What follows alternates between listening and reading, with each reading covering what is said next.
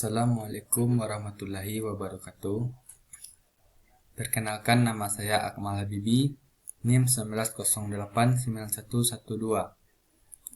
Yang terhormat Bapak Dr. Andus Hanif Badri MPD. Yang terhormat Bapak Setri SSC MPD. Baik, saya akan menjelaskan materi saya yang berjudul agresivitas dalam olahraga. Pengertian agresivitas. Secara umum, agresivitas merupakan segala bentuk perilaku yang bertujuan untuk menyakiti orang lain baik secara fisik maupun psikis. Wilhelm mengatakan bahwa agresivitas adalah tingkah laku yang bertujuan untuk menyakiti orang yang tidak ingin disakiti, baik secara fisik maupun psikologis. Hal ini senada juga yang disampaikan oleh Baron dan Brand bahwa perilaku agresif adalah perilaku individu yang bertujuan untuk melukai atau mencelakakan individu lain yang tidak menginginkan datangnya tingkah laku tersebut. Selanjutnya, tujuan agresivitas dalam olahraga.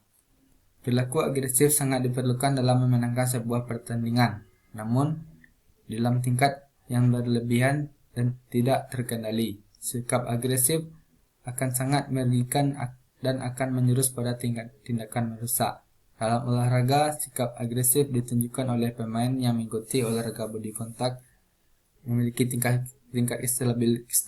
kestabilan emosi yang lebih baik ketimbang orang yang mengikuti olahraga non body contact. Hal ini dikarenakan bagi mereka yang mengikuti olahraga body contact yang biasanya berupa olahraga bela diri, kontak badan merupakan hal yang sudah biasa mereka terima selama kadarnya masih ringan diterima. Selanjutnya ada jenis-jenis agresivitas. Yang pertama, tindakan agresivitas instrumental. Tujuannya memenangkan pertandingan tanpa bermaksud untuk melukai orang lain atau lawan tanding. Selanjutnya, tindakan agresivitas karena meniru. Tindakan agresif meniru ini tokoh-tokoh mafia yang suka menyerang dan melukai orang lain. Semua itu dilakukan untuk meniru dan bukan karena frustasi. Ketiga, tindakan agresif dasar perintah.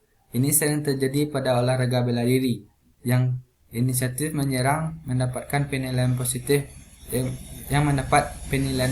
dari wasit. Yang keempat, tindakan agresif dalam hubungan peranan sosial. Penjagaan keamanan mereka harus bertindak tegas, kalau tidak mereka perlu memukul yang melanggar peraturan. Yang kelima, tindakan agresif karena pengaruh kelompok. Ini seperti anggota geng-geng. Mereka bertindak agresif bukan karena frustasi, melainkan tingkah laku yang biasa dilakukan dalam kelompoknya. Selanjutnya, faktor-faktor yang mempengaruhi agresif ada 6 faktor. Yang pertama ada faktor sosial, faktor personal, kebudayaan, dan selanjutnya sebab yang ditimbulkan di dalam pertandingan. Selanjutnya situasional, dan yang terakhir emosi. Ini yang sering terjadi yang sering mempengaruhi agresivitas dalam olahraga. Selanjutnya, hubungan agresivitas dan prestasi olahraga.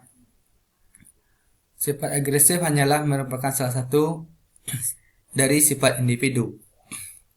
Kecenderungan sifat agresif pada pemain menjadi tingkah laku yang positif dan diperlukan untuk memenangkan sebuah pertandingan atau sebaliknya menjadi tindakan destruktif. Sifat agresif yang dimiliki atlet yang juga memiliki kestabilan emosional, disiplin, dan rasa tanggung jawab yang besar tidak akan menjadi masalah dan dalam pengarahannya. Pelatih dapat menyiapkan untuk bermain agresif dan tidak khawatir dengan tindakan destruktif dan merugikan lawannya. Oleh karena itu, pelatih hendaknya memberikan anjuran untuk bermain agresif yang terarah, bertindak agresif tapi tidak melukai lawan, bermain agresif disertai dengan peningkatan penguasaan diri, disiplin, dan rasa tanggung jawab. Selanjutnya, upaya mengendalikan atlet yang agresif. Yang pertama, atlet-atlet muda diberi pengetahuan tentang contoh tingkah laku non-agresif, penguasaan diri, dan penampilan yang benar.